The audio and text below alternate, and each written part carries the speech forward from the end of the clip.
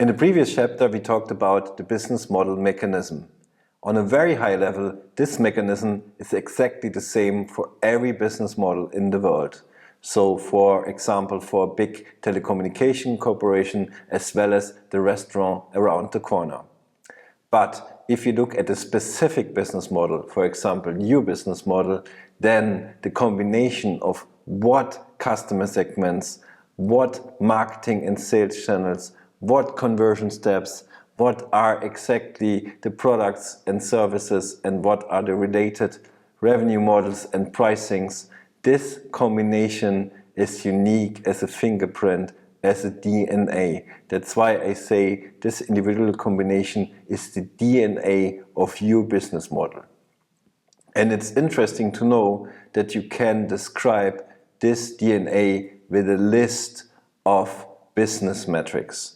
And I call this list, representing your specific combination, the business model DNA.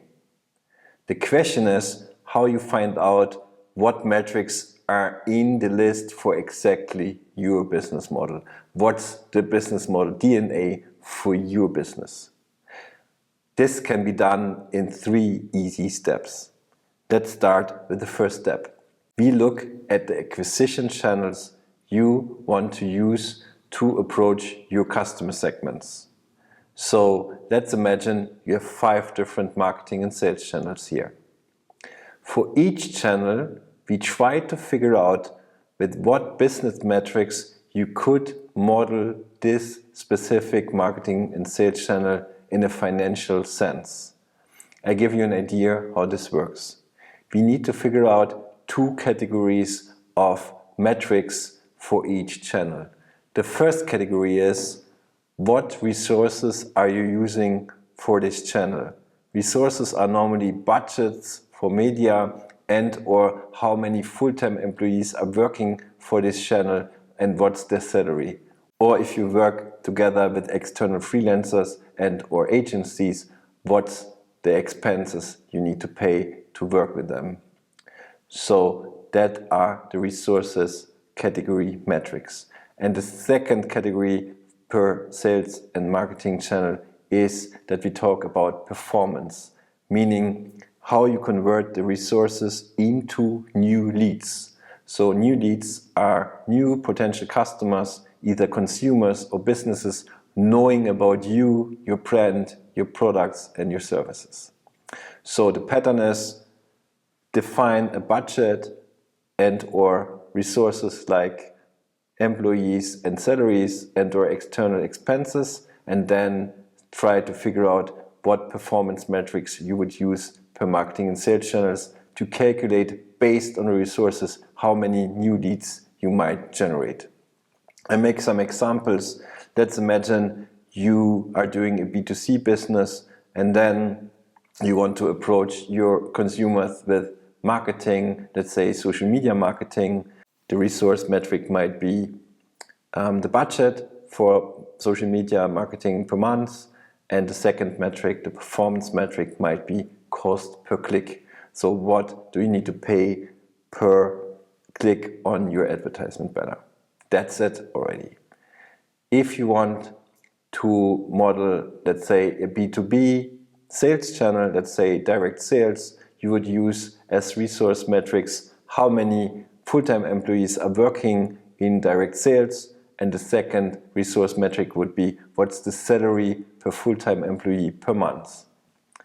The performance metric would be how many new customers, like company customers, can be approached per salesperson per month.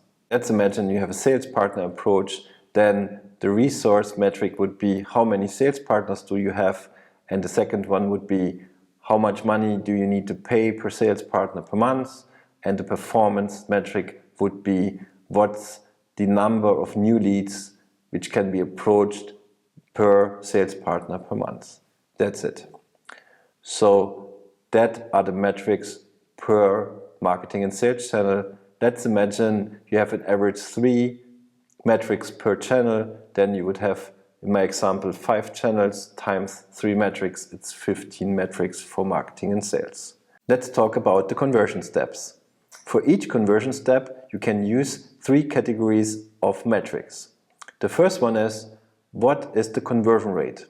Meaning, what's the likelihood, the percentage that people pass this conversion step towards the next one? If you like, you can use the opposite, which is the churn rate. The churn rate means what's the likelihood, the percentage that people stop within this process step. The next metric you would use is the duration. So maybe a conversion step works instantly. So for example, a website visitor will register for free within minutes.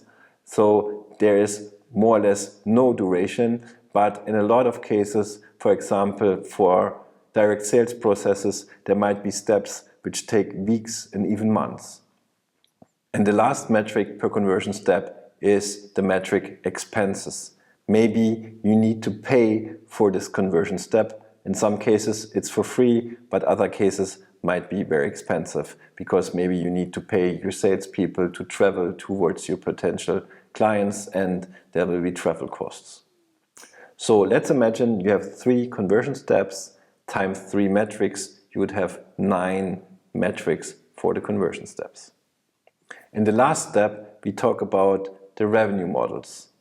Per revenue model, you have an average, again, 3 different categories of metrics. The first metric is that we talk about the lifetime or the number of transactions. The lifetime means how long people stay, for example, within a subscription model. And the number of transactions means how often are people buying a product of your business and or booking a service and so on and so forth. You can use either or. The next category of metrics is what's the fee per transaction. This is normally a net price without VAT.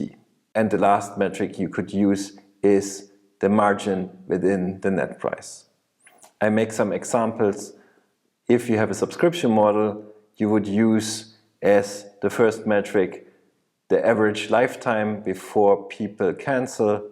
The second one would be the subscription fee, for example, per month, per quarter, per year, net price without VAT. And the last metric would be the margin within the subscription fee. If you have a project-based business, how many projects per customer on average, what's the revenue per project, and what's the margin per project.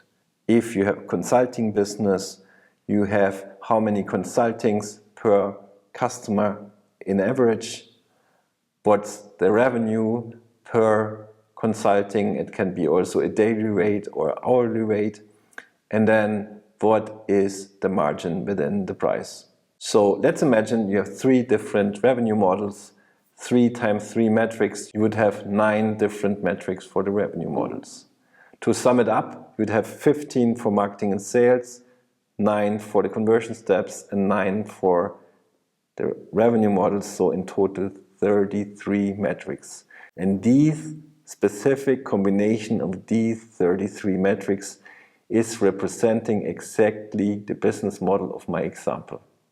So if you do this process, you might have a different number of metrics and a different combination, but this will be the business model DNA for exactly your business. You will see in the next chapters that based on your specific business model DNA, we can learn a lot about your business model. We can even try to figure out what the main challenges are, what the risks and opportunities are, and we can even use this as a basis for changing your business model, for optimizing it, and even for convincing yourself and investors that your business model might be successful.